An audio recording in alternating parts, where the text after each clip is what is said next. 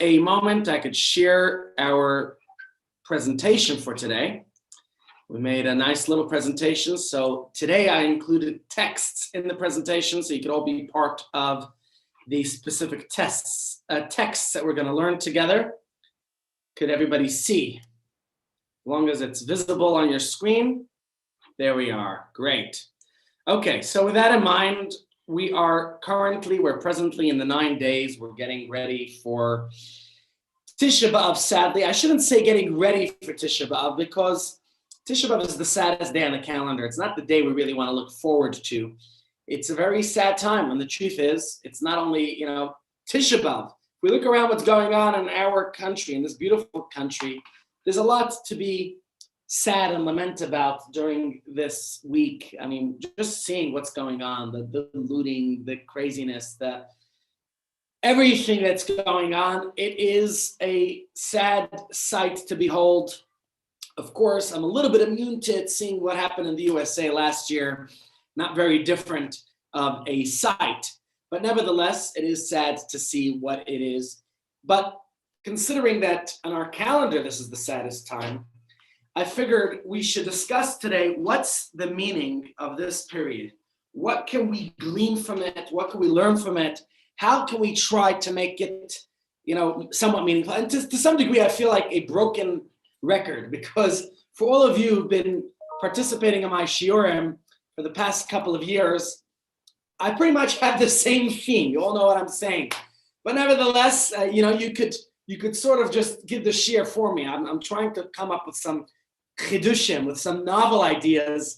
Maybe together we could brainstorm and give it a novel perspective. But certainly, I think that Jewish tradition has a good perspective on seeing the way the current situation, life feels somewhat like a train wreck, like this unmoored Titanic sailing straight into the iceberg.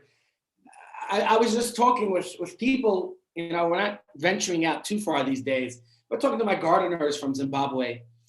And, he has very little belief in the country. And talking to other people, our domestics, she's from Malawi. And people are feeling really bad for seeing the situation.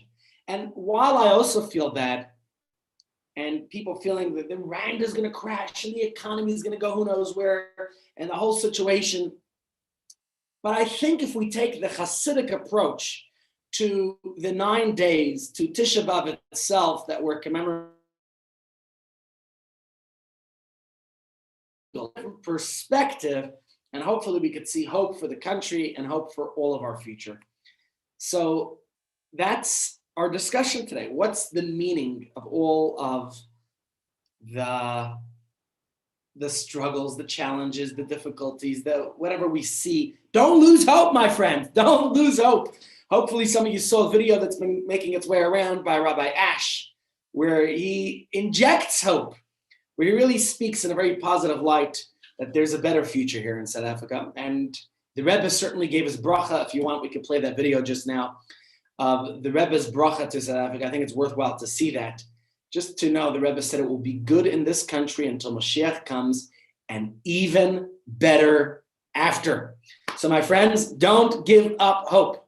But since we're getting ready, since it's the 9 days and we're looking, preparing for Tisha B'Av, let's look first at what the halacha says, what the Talmud says about this period.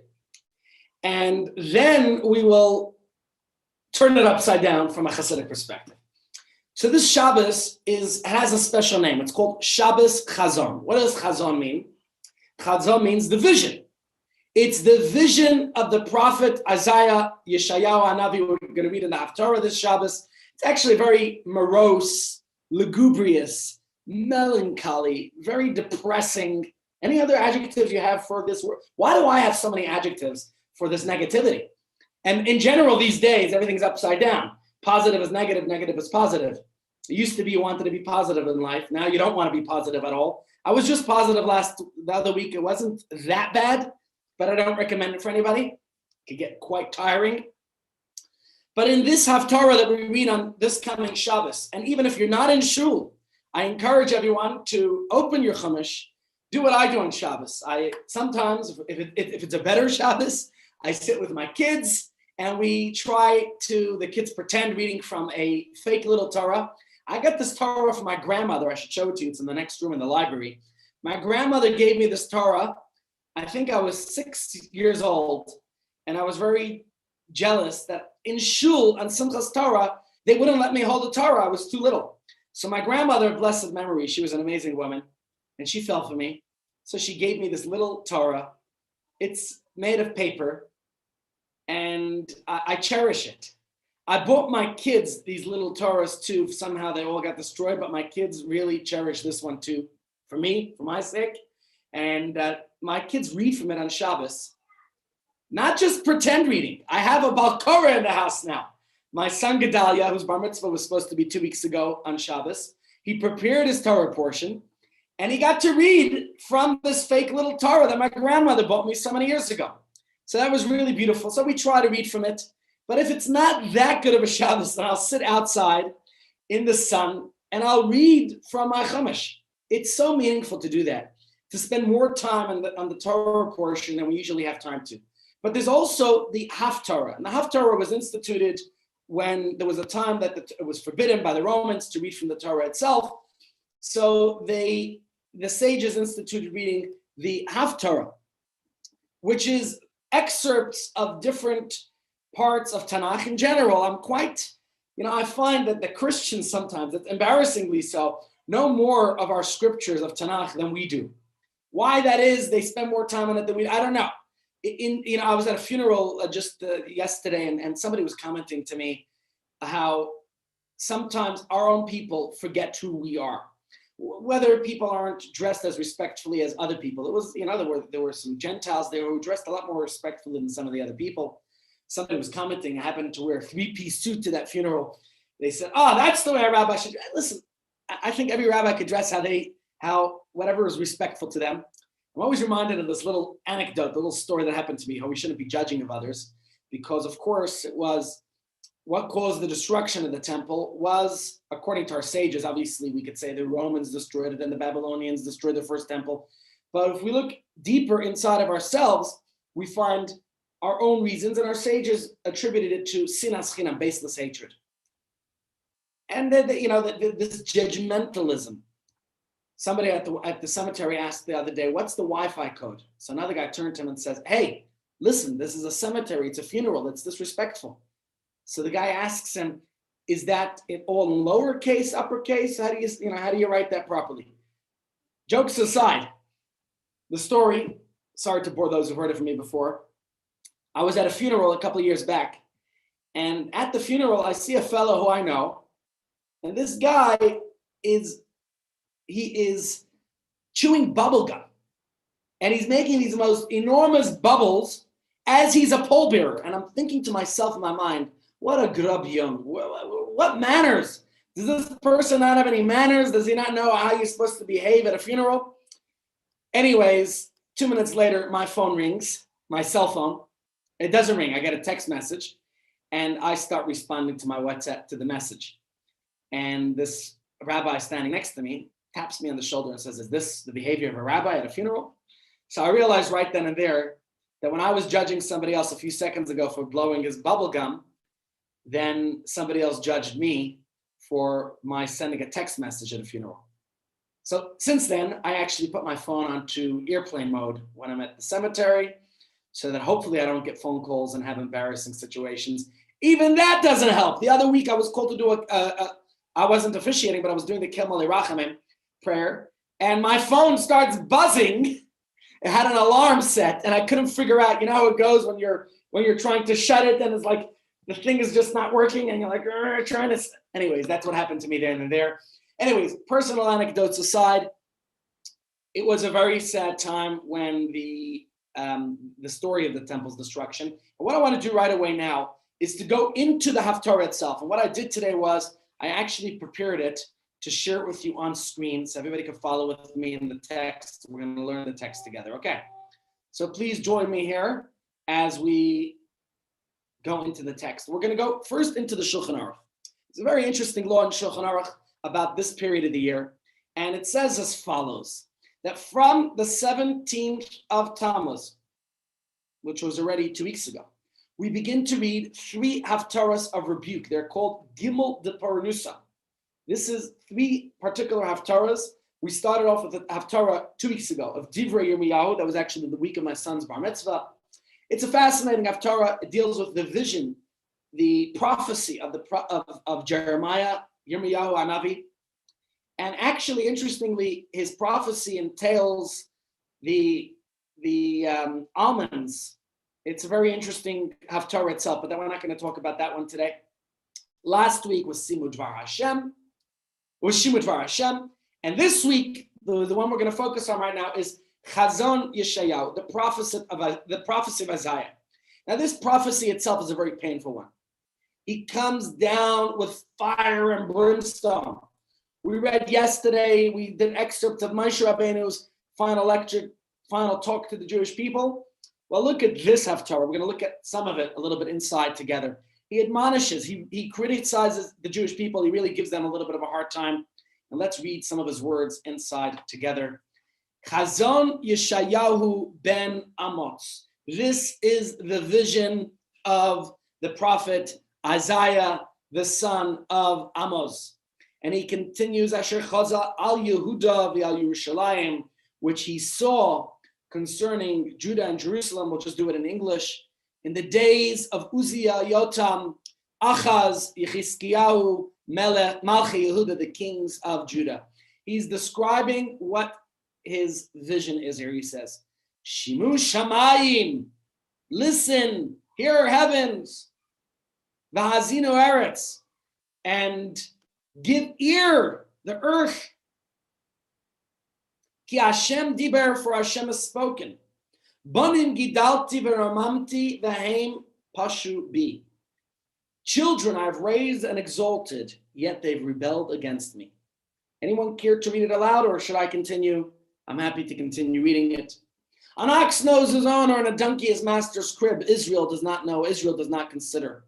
Woe to a sinful nation, a people heavy with iniquity, evil-doing seed, corrupt children. They forsook God, they provoked the Holy One of Israel, they drew backwards. Why are you beaten when you still continue to rebel? Every head is afflicted with illness, and every heart with a malaise.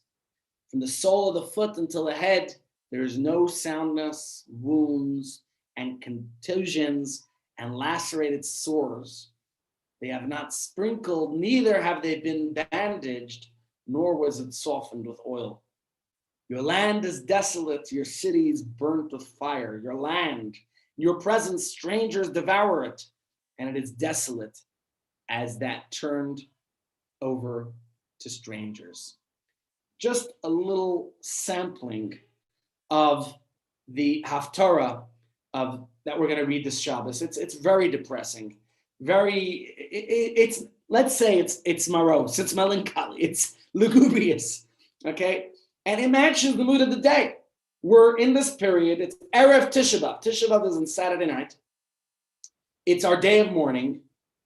It's the day we mourn for so many tragic events that happened in our history, so many calamities, so many events, that the destruction of the temples, there was the decree that the Jews in the desert would not enter Eretz Yisrael. What day was that? What day did the spies come back with the bad news that that our ancestors wound up wandering in the desert for 40 years? That was Tisha B'Av.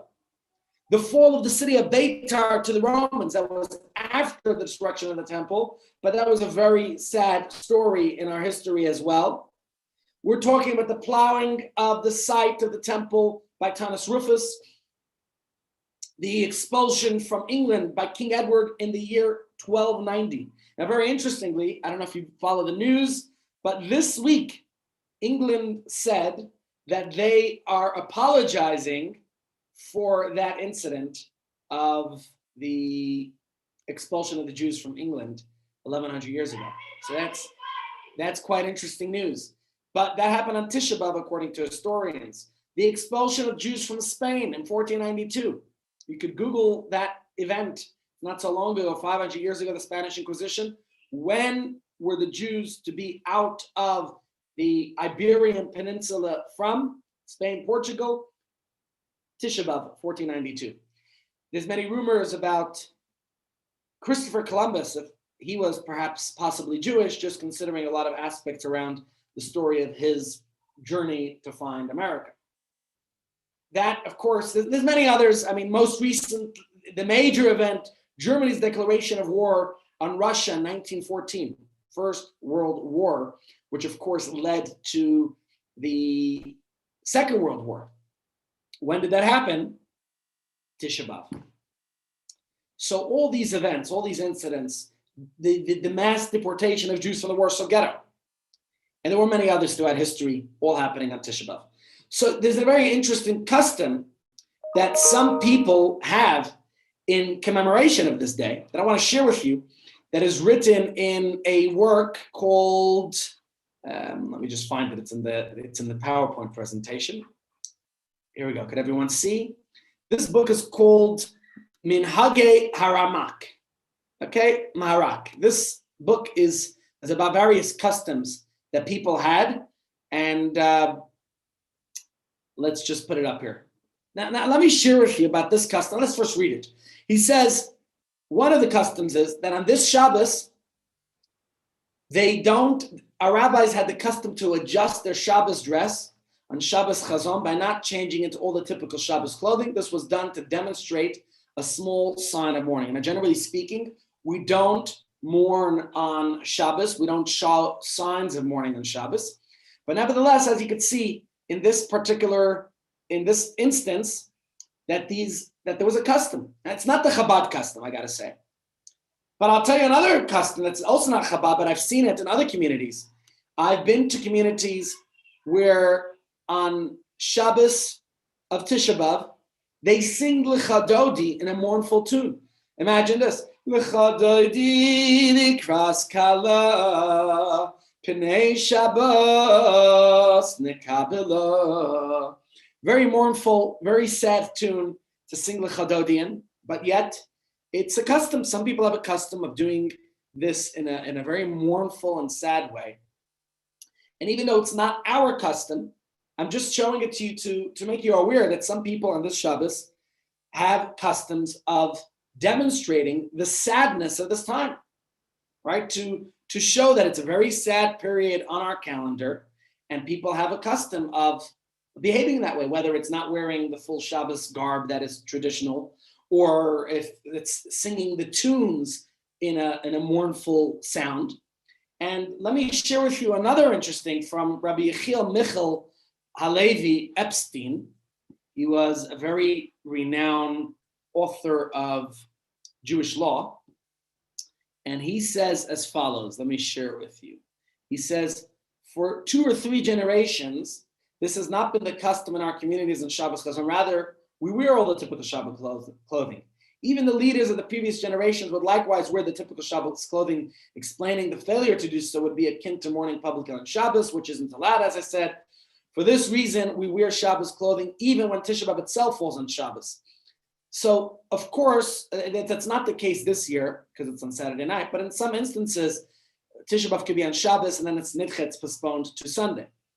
But the point I'm making is that obviously there are those who will demonstrate their mournfulness of Tisha B'Av even on Shabbos. And therefore, these days, even if it's not what we do, the point is that it is it's a sad time. You know, we're in the 9 days right now. During these 9 days, a custom not to bathe and not to go to concerts and not to cut our nails and not to wear new clothing. There's a whole lot of customs that we have this week to demonstrate our mourning. But on Shabbos, we do eat meat and we do drink wine and we do all these things. So put it this way. If there was a saddest Shabbos of the year, this is it. This is the Shabbos.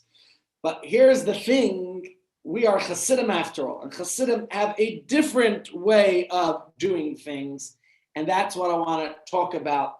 That obviously, even though this is a very difficult time, and it's called Shabbos Chazon because of the Torah that talks about the rebuke of the Jewish people and the destruction that was to follow. But nevertheless, Rabbi Levi Yitzchak of Berditchev, You must have all heard of him. Very great, famous Hasidic Rebbe. One of the, after the Baal Shem Tov, his successor was the Maggid of Mezrich, Rabbi Dov Ber. He did not have one successor. He had many successors. What he did was, with all of his students, similar to what our Rebbe has done, he sent his students all over. He said, instead of having one successor, I'm going to send my Hasidim everywhere throughout Europe. That's where the concentration of Ashkenazic Jewry was at the time. And including Israel. He sent one of his students, Rabbi Mendel Haraducker, to Israel. And then throughout Europe, he had his students in different places. The Alter Rebbe was the founder of Chabad. And he was in a place called Liadi, which was in White Russia. And this student, Rabbi Levi Yitzchak, was sent to Berdichev, which is in Ukraine. Interestingly, this morning I saw a picture of one of my neighbors back in Brooklyn. He's a 95-year-old man. He was appointed by the Rebbe to go back to Berdichev. I think he's from Berdichev. His name is Rabbi Plotkin, and he went back to Berdichev. He's in Berdichev right now, but he lives in Crown Heights. He travels to Berdichev. He's 95 years old, Ken and Hara. He's a dynamic personality, and there he is in Berdichev now. And I saw a picture of him this morning, farbranging there. But listen to these words. Actually, let's read them together. The words of Rabbi Levi Yitzchak of Berdichev about this Shabbos. He has a whole different perspective. He turns it around. He says the theme of Shabbos Chazon is it's not only called the vision because of the Haftarah we read before, the vision of Isaiah of doom and gloom of destruction, but rather he tells a story. You've all heard the story before, or possibly heard the story. Let's read it inside.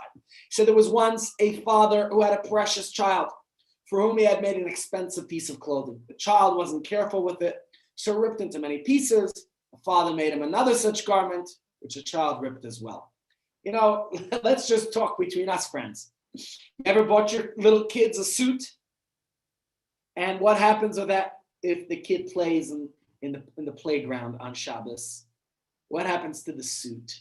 If you're sitting in a sand pit and you're climbing and jumping on playground equipment, what do you think is going to happen to it? It rips. The father admonishes the child and says, don't behave, don't do that. It's going to ruin the suit. It's an expensive suit. And then the parents go and buy the kid a new suit. And what happens again? Kid does the same thing. Says Rabbi Levi Yitzchak, what did the father do this time? He made a third garment. Buy the kid another suit. But the parents, instead of giving it to the child to wear right away, stored it away, only showing it to the child rarely on special occasions. And you know what the parents would say? See, if you behave correctly, then you'll be able to wear it. Behave correctly, you'll be able to wear the suit. Says Rabbi Levi Yitzchak of Berdichev, in this fashion, the father was getting his son used to behaving appropriately. When you could wear the suit and you're not going to ruin it, you get to wear it. Therefore, he explains, this is the meaning of this Shabbos Chazan. Not only is it the vision, the sad vision of the prophet Isaiah, Yeshayahu Hanavi, but it's also a vision when our Heavenly Father, when God Almighty shows each of us the vision of the third temple. So you know what you're going to dream about this Shabbos? It won't be a white elephant or a pink elephant. This Shabbos, we're all going to have a dream. And that's the dream of the third temple. According to Rabbi Levi Yitzchak of Berdichev, it's a different way of seeing it. So this is the kid ruins the suit, and the parents, they say, okay, we'll get you another one, but you have to wait, you have to behave. Until you know how to behave, you're going to have to wait for it. So what's the kid's reaction? Well, how does the child feel about this? The kid knows that maybe my behavior right now is not fitting, but there's a certain excitement that when I behave appropriately, I know that I have another suit to wear. So Rabbi Levi Yitzchak's perspective was that this Shabbos shouldn't just be about the ancient vision of destruction, but he's telling us looking forward. Remember, in our cars, we have the windshield, which is a big glass, versus the rear view mirror, which is a little glass. Yes, we have to look back, and only the past will tell us about the future. But we can't get stuck in the past. So we have to be future-oriented. Rabbi Levi Yitzchak says that's the vision we're going to have this week. We're going to look forward. And so, therefore, don't see this as a sad Shabbos. Don't use the morose, lugubrious tunes this Shabbos. Even when you read the Haftarah that is sad, get dressed nicely this Shabbos still. Don't dwell on the gloomy, lugubrious past. But let's be prepared for a brighter, greater future, which is close at hand. When we look at the situation in this country right now, as difficult as it might be, we have to be forward-looking, forward-thinking, and please God, we'll see a much greater and brighter future. Let me share with you another interesting insight from fascinating and wonderful statement from the Apter Rav.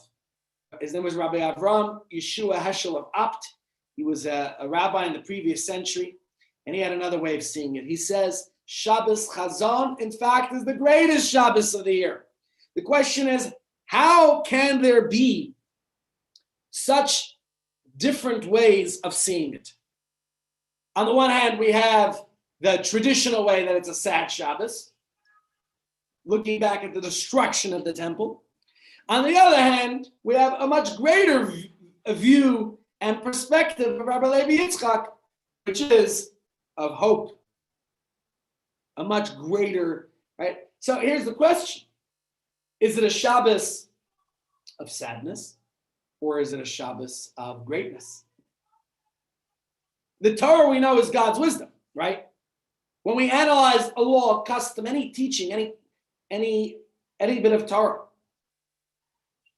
we don't just come up with cute things to say and see what sticks. There's a metaphor, a parable offered by the Dubna Magid. He says, once upon a time, there was a fellow who was going, archery shooting. And he comes to the place of archery and he sees whoever the previous person wanted got a bullseye and everything. He asks, how did he get a bullseye in every single one? So very simple. I shoot the arrow and then I draw a target around it.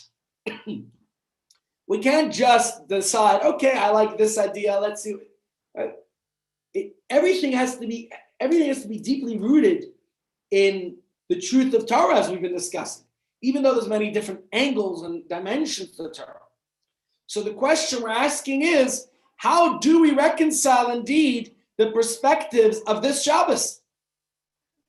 Does it make sense that we have a negative or a sad perspective of why it's called Shabbos Chazon, but at the same time, we have a more positive perspective? And to answer this question, my friends, what I'm going to do is go a little bit deeper into our history. And we're going to try to reconcile this question by first addressing another contradiction, which is, here we go. We're going to go back into the prophet of Jeremiah in a moment.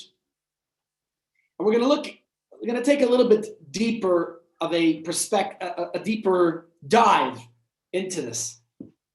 We're going to look at the very destruction of the temple itself. Let me ask you first, who destroyed the temple? Who destroyed it? Now, anyone who knows history is going to say, the first temple, as recorded in Tanakh, was destroyed by Nebuchadnezzar. He was the Babylonian king, his army, his chief, Nebuzaradan. They destroyed the first temple in the year 423, before the Common Era. And that temple, it was the first temple, which lasted 410 years. And the second temple was built 70 years later. In between was the story of Purim. And that was destroyed by the Roman Emperor Vespasian and his general, his army chief, Titus, or Titus as is pronounced in Talmudic pronunciation in the year 70 of the Common Era.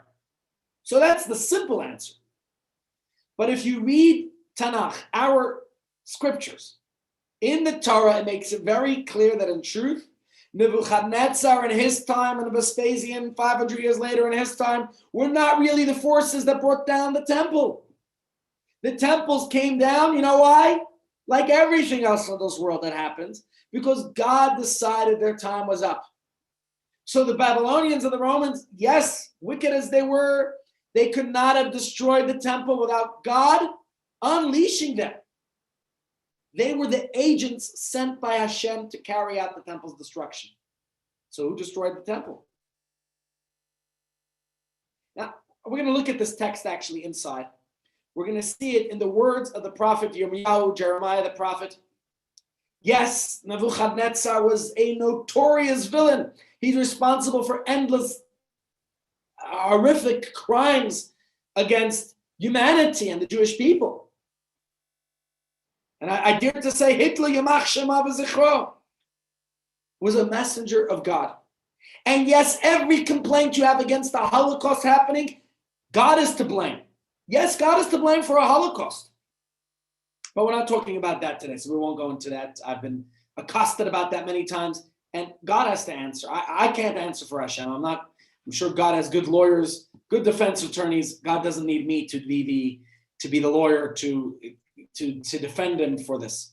But on that note, let us look here at the words of the prophet Yirmiyahu. Okay? Says the prophet, the words of God,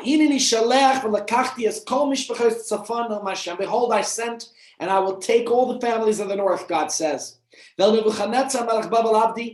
to Nebuchadnezzar, the king of Babylon, my servant, Hashem says, and I will bring them upon this land and upon its inhabitants and upon all these nations around, and I will destroy them, and I will make them for a desolation, for a hissing, and for perpetual ruins.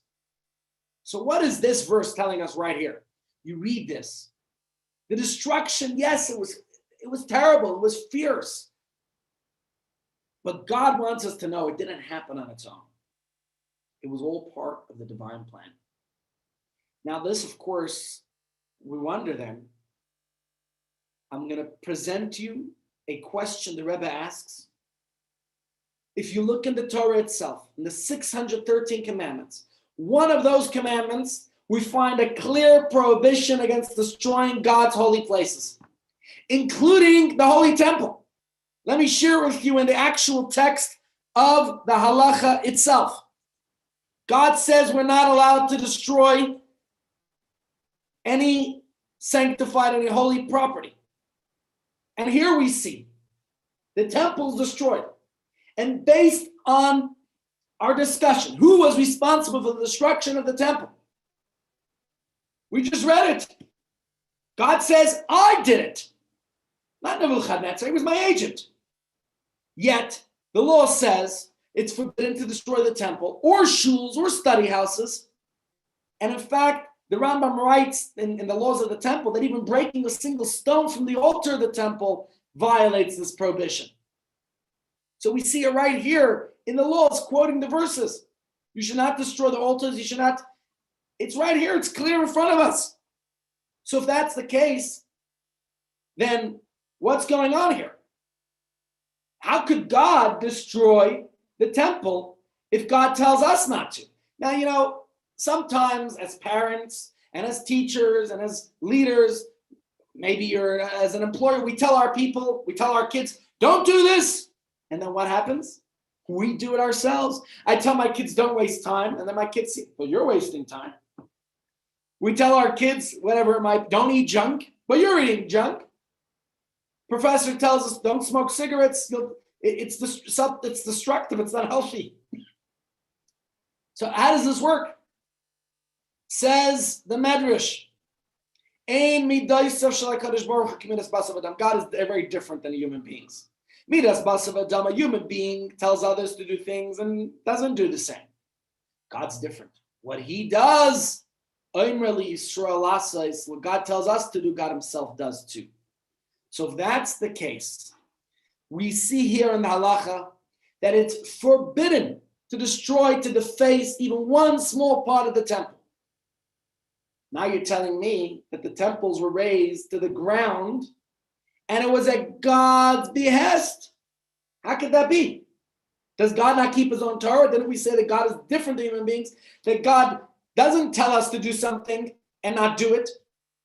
Now, of course, there's a whole host of valid reasons why God would have destroyed the temple, which we've discussed, right? There's what we did wrong and why we weren't deserving of it. Like you could even say, like the metaphor of the suit. We ruined the suit. We did it to ourselves. But here is a fascinating idea from the Talmud, and it's elucidated in the Medrash, how actually the destruction of the temple was to our great benefit. Essentially, because it's a good thing that God destroyed the temple rather than eliminating us. And this is a fascinating Medrash that I want to share with you. And it gives us a whole different perspective on what happened here. So let's read this Medrash together. The Medrash says, there's a verse in Tehillim that says, Mizmar la'asaf elikim bo goyim manach l'secha. Nations have come into your heritage, they have defiled your holy temples, they have made Jerusalem into heaps. Now the Medrash asks, shouldn't the verse have said a weeping of Asaph, a wail of Asaph, a lament of Asaph? Why does it say Mizmar, a song? You're singing about the temple's destruction. What's going on here? Says the Medrash, this is analogous to a king who built a nuptial home for his son and had it beautifully plastered and laid and decorated. Then his son strayed off to an evil lifestyle. So the king came to the nuptial canopy, tore down the tapestries, broke the rails. The prince's tutor took a flute and began to play. Those who saw him asked, the king is overturning the nuptial canopy of his son, and you'll sit and sing? What's going on here? So the tutor said, I am singing because the king overturned his son's nuptial canopy and did not vent his wrath upon his son himself. So too Asaph was asked, God destroyed the temple and sanctuary, you sit and sing? Right? Rome is burning and you're just going to fiddle? Nero?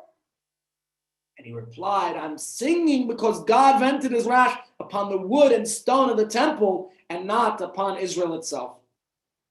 And this idea, this midrashic interpretation here, this idea, I think, is a very profound silver lining in the temple's destruction story.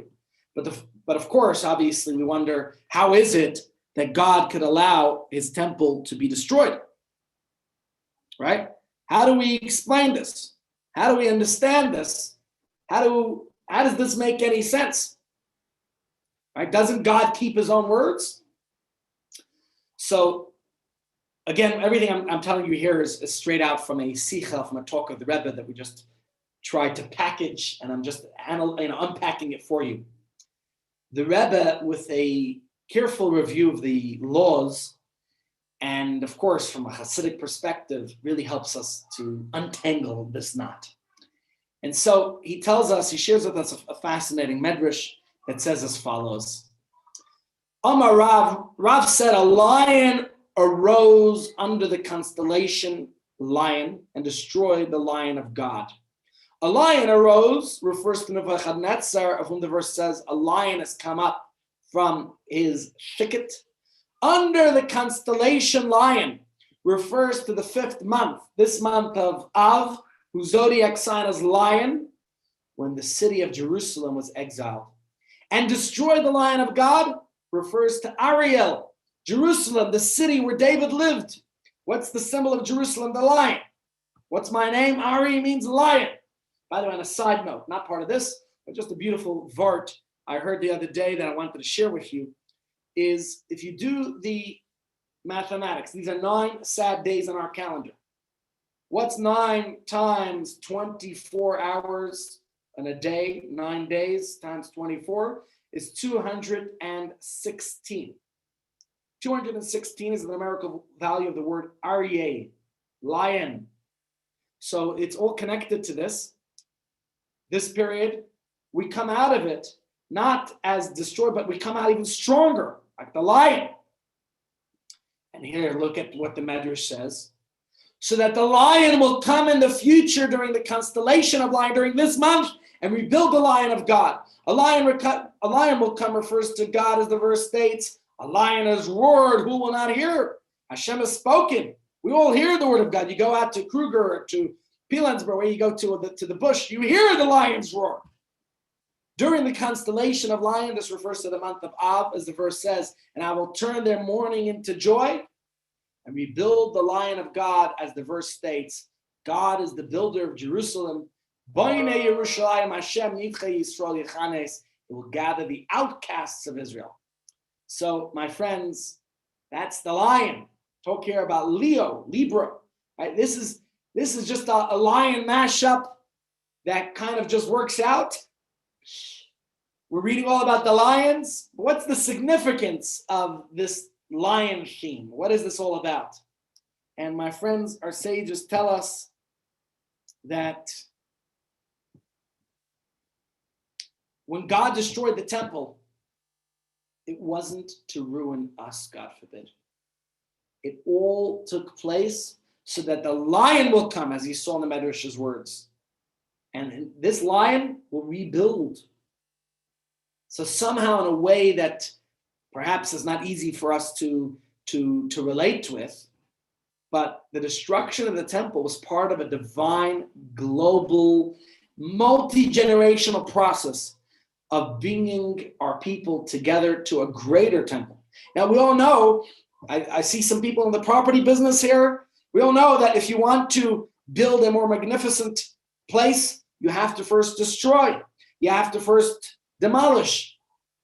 So the Medrash is telling us the purpose of the destruction, the very purpose of the lion coming to destroy, is in order to have an even bigger and better lion to replace it. Right here in Santon, I remember our shul started during the World Cup. We're at Village Walk. It's right across the street from my house. Village Walk back then was a nice shopping center. When they were knocking it down, I thought to myself, they're sugar, they're crazy. What are you doing, taking a nice shopping center and destroying it? But look, now they have the mark. What a magnificent, nicer, bigger, more beautiful edifice and shopping center and office complex. So this is the only way we can understand how God would allow for the destruction of the temple. Otherwise, we know it's forbidden, but the only way you're allowed to destroy, the only way you're allowed to demolish, is if you're going to rebuild bigger and better. Then, of course, it's allowed. In fact, let me share with you in Shulchan Aruch, it says exactly this point, that the building of when are you allowed to destroy a shul or any complex that's holy, only if it's with the intention of rebuilding bigger and better. So, of course, what we're seeing straight up here is exactly this idea that the purpose was of building something better. So then it's not a demolition. It's an act of building itself. And that's why it was permissible for God to destroy the temple, or for God to allow it to be destroyed. But you can't say it was just allowing it. God was planning this. Yes, the previous temples were grand, and at the end of the day, they were man-made structures. What was his name? Herod. Is it Herod? How do you pronounce his name in English? I mean, I'm used to the Talmudic language of Hordus. I think it's Herod. Herod built the second temple. He renovated it magnificently. I watched a video with my kids the other night on how he did it. I mean, that was a structure of magnitude. Yet it was still destroyed. It was man-made. But the third temple will be an eternal lasting one. And that will be built by God Almighty himself. When God builds it, nothing and nobody can destroy it. So what we're looking forward to on this Shabbos, on Shabbos Chazon, is to see how the temple will be rebuilt. We're looking forward like the child's future suit that the parents bought for him. And that's the only way that the demolition of the temple is permitted. because it's part of the rebuilding process. And so, my friends, we need to conclude our discussion today. Actually, we started a little bit late, so we'll go a little bit on about the idea that the renovation is all about the destruction is all about the renovation about a newer, greater temple. Now, we're not just saying that the third temple will be grander, okay? That's obvious. We're saying it's going to be built by Hashem. Right? We all understand that in life, and certainly over the grand arc of history, there are very different. Sorry, guys, just dealing with we have Zoom classes going on and all these things happening here all simultaneous. So a little bit of background noise, getting everybody set up. But every down comes with an up, comes for the purpose of an up. We call it Yerida L'Tzorech Aliyah. Whenever we experience a down in life, we have to know it's for a better future. Even when you want to throw the ball, you have to go down a little bit in order for it to go back up, right? And so, of course, I think that whatever we're seeing in our country right now, we have to see something better that's going to come from this. There certainly has to be something better. We have to look for a better future. I don't know what it is. I can't predict it all. I can't tell you what it is. But I have hope. I have trust. I have faith. I believe there's a better future. If the Rebbe said it will be good for South Africa, it will be good in South Africa till Mashiach comes, and even better after, I have no doubt that's the case. And so, what can we say? It certainly should be, and please God will be, exactly that. Let me, in fact, find that video. I think I have it somewhere on my phone. So if I can find it very quickly, I would like to play that video for you, just so you could all see the Rebbe's words to Rabbi Kappelbacher here. And maybe we could end today's share with Rabbi Ash's very powerful words as well. Okay, I'm not seeming to find that video. Okay, I'll have to look for it later. I just want to conclude with a few more points that come to my mind. Obviously, we said the destruction is only allowed if something better is going to come from this. So let me share with you something that the Gemara says. Here is from the Talmud itself. Let's find it. Oh, wait, are we not? I have to share my screen. Apologies. How do we get the screen back on? Let's find it. Okay.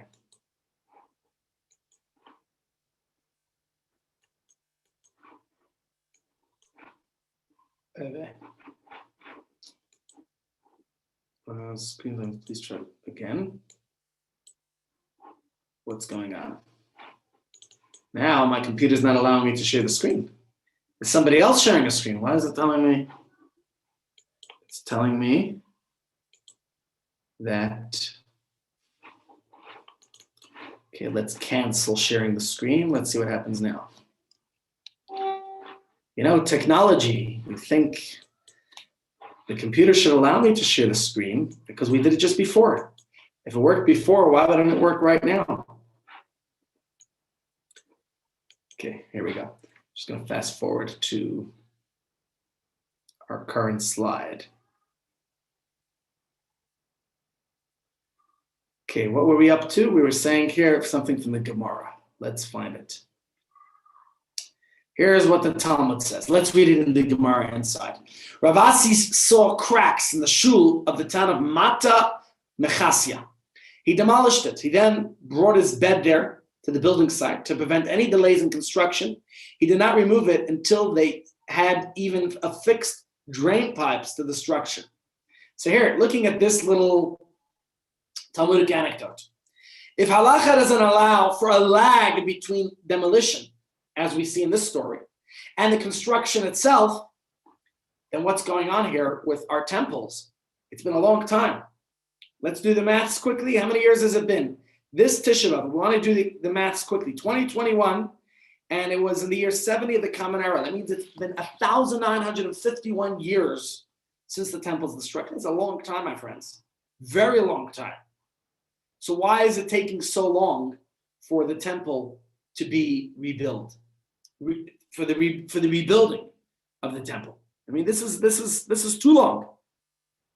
So to answer that, I'm going to share with you another fascinating idea from the Medrash.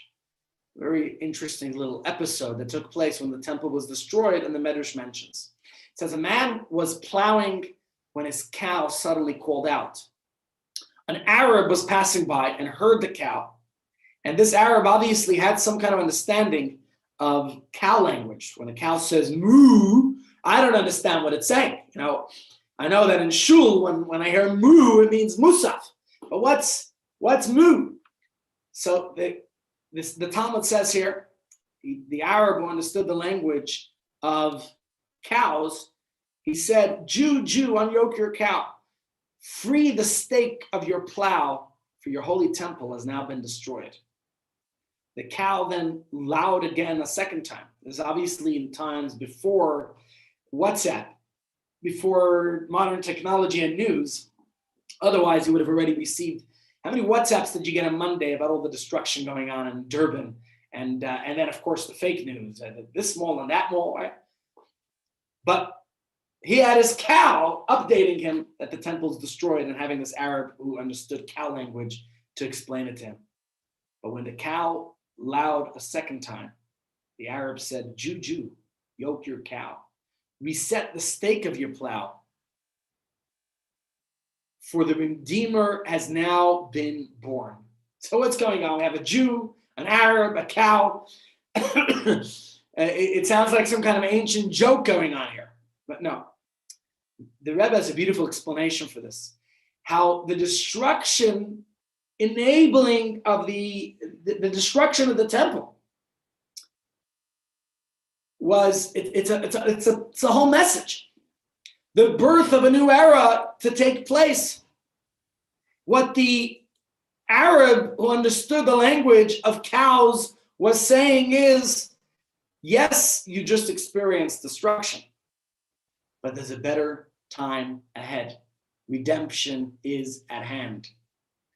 And if you use the very easy example to use here is of a seed. Okay, you think about the planted seed, which what happens when you plant that seed? What happens to the seed? It rots, right? It disintegrates before it's able to grow and blossom to become the beautiful fruit-bearing tree. If you just leave the seed sitting here on the table, what's going to happen with it? It can never be transformed into a tree. It's just going to continue to be a seed. So what you have to do is first to plant the seed. And yes, the seed is going to decompose. It's going to fall apart. But that decomposition, that destruction is what's going to lead to its rebuilding. That's the epitome of its growth. And so likewise, for the same reason, we obviously can't fathom why God decided sadness and destruction and all the terrible things that happen in this world. But the comfort of how things were was stopping us from becoming who we could become. And so, yes, there was a destruction. And in life, sometimes we hit a low before we take off again. And I've heard this from so many people in their businesses, in their personal life, the way they just hit a certain rock bottom. And only then were they able to use it as a springboard for personal growth to become much better and for the business to grow and for the business to take off from there.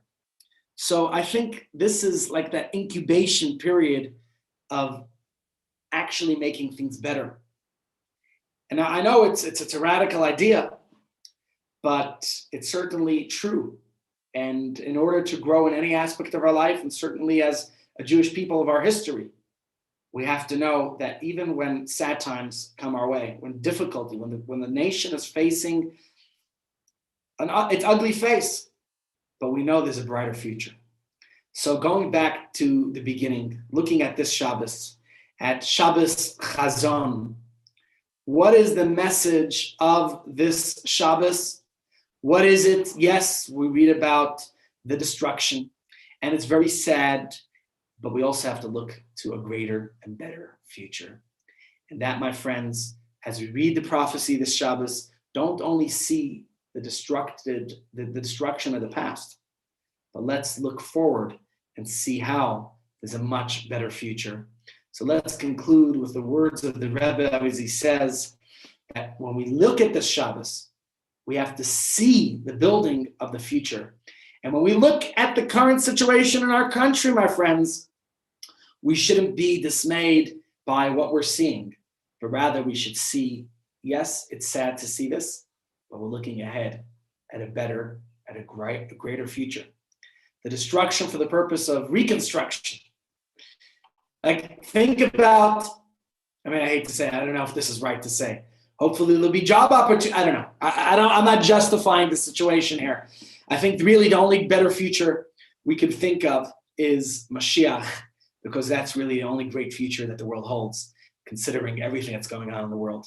So my friends, yes, we all experience whatever type of destruction, personally, nationally, as a Jewish community, but let's look ahead. Let's see what brighter future, which way am I going here? What brighter future lies ahead. And that is what this Shabbos is about. A master builder has taken a hatchet job to our life. Yes, for whatever reason, God is giving us a hard time in this world, corona, destruction, mayhem. But let's keep the faith. Let's see how the seed is decomposing so we can have a greater and brighter future. Let's keep going with our heads high towards a bright, better future for the whole world. That's the message today, my friends. Let's look forward to a better, greater time. I'm looking forward to it. We're all looking forward to it. There has to be some meaning, some purpose, some reason to all of the chaos that's going on. Any questions? Okay, yes, Rabbi. It's Ezra here. Yes, that's right. How are you doing? Yes, I'm all right, and you? Good, I can see that we are all in good spirit. Despite all what's happening, we're in good spirits. Yes, absolutely. Yes. And thanks for the powerful words. You have shared it is something that we always look the negatives and we get swallowed into the negatives, and we don't see beyond what I will refer the Chinese wall. So thanks for what you have shared with us. One can see that there's hope, in life. Yes. Well, that's right. These days, if you go for a COVID test, you want it to be negative. So sometimes negative could also be positive. Yes, but whichever comes, your words comes into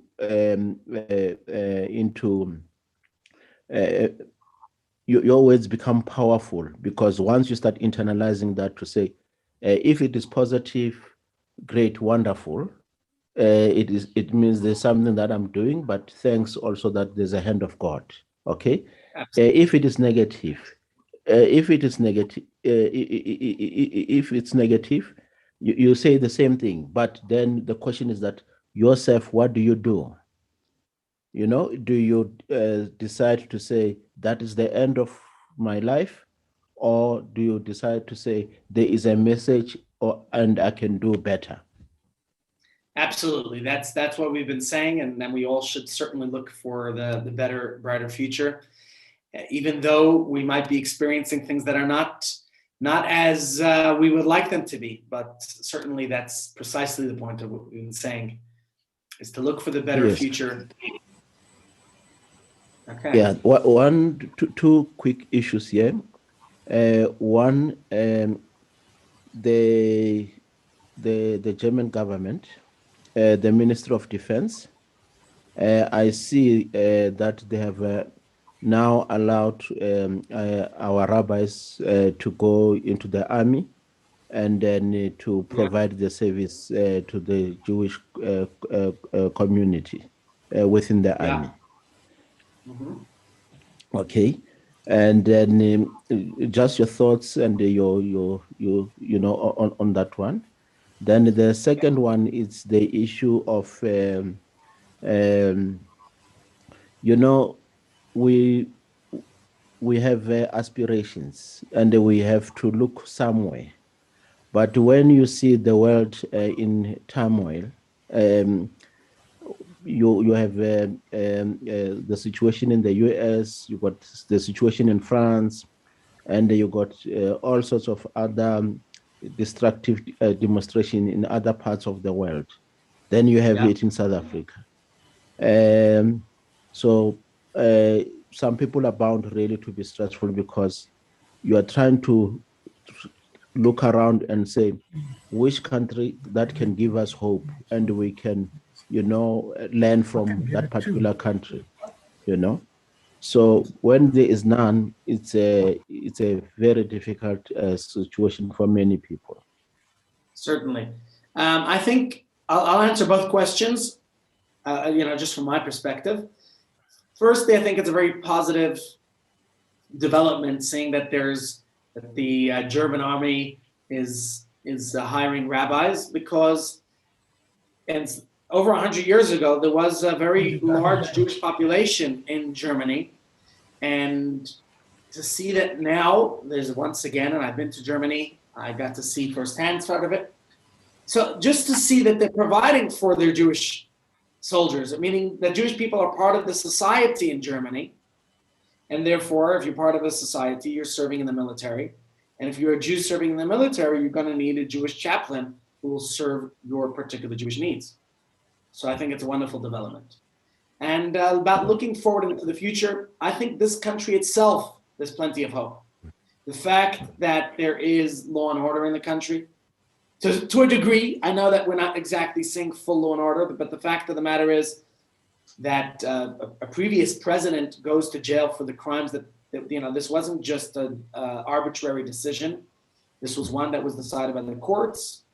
This was one that was debated backward and forward. So, and the USA, which is seen as the world's light unto the nations, had a very similar situation last year, people expressing their frustrations. I'm not justifying the way people are expressing, because it's only hurting the rest of society.